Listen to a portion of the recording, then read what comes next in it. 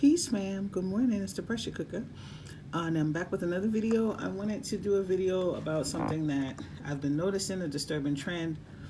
So one of the populations that I work with are adolescents. And so I see quite a few kids and teenagers, but recently I've had a few kids kind of have a similar story, and it just makes me nervous.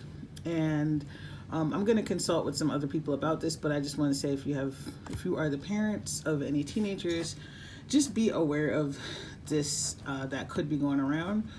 So I've had like different kids, different teenagers in my career disclose, that they've tried to harm themselves or take their life via pills. So that is not uncommon, but I have noticed a recent trend recently that has happened enough that I'm concerned that this is a thing that's going around where kids who do not have access to drugs, it could be alcohol, it could be weed, or whatever else they're trying to do, are intentionally overdosing on painkillers. And I'm not talking about like controlled substances like oxycodone or Percocet or anything like that. Just like straight up Tylenol and just the stuff you have in your medicine cabinet. So what I've noticed that they're doing is they will look at what the max pills are, the max recommended amount of pills per day, and they will either hit that all at once, so they know enough to not go over that. The thing is that this could still be causing a lot of issues now. It's a very unpleasant thing. They're clearly still overdosing because, many of them will tell me they pass out. They feel like they want to throw up, or they do throw up, they're dizzy, and they'll feel like this for several hours.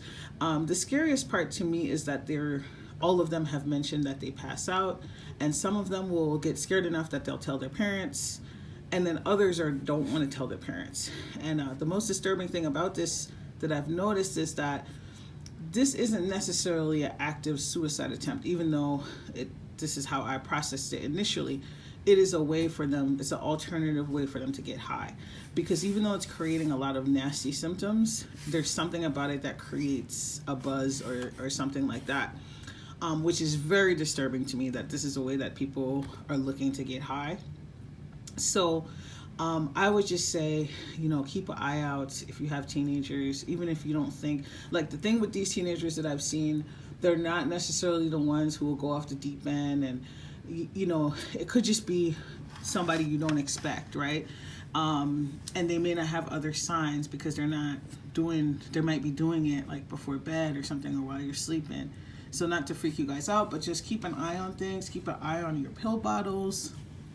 I'm working with these clients and things to come up with safety plans, but I just wanted to say it because it really alarmed me that I had that many kids back-to-backs tell me. So it just feels like they're sharing this information. And for anybody who's in the medical field, if you could please let me know how repeated use of this can affect your body, because I know for sure hitting your liver with that much medication at once is not good. And so I would like to know if it affects your other organs and how it affects that, or if you could point me to resources. I'm going to look that up as well, but it's just very alarming, and I'm very nervous for these kids. It just seems like a terrible way to try to get high. And I have not heard of it. Typically, like I said, I hear about kids doing this because they want to end their life, right? Which is very scary. And at the end of the day, you don't really know how something could hit your system, right? You could die. So, and this is the message that I'm trying to get across to them. Anyway, let me know what you think in the comments, and I hope you guys are having a good day so far, and I'll see you in the next video. Bye.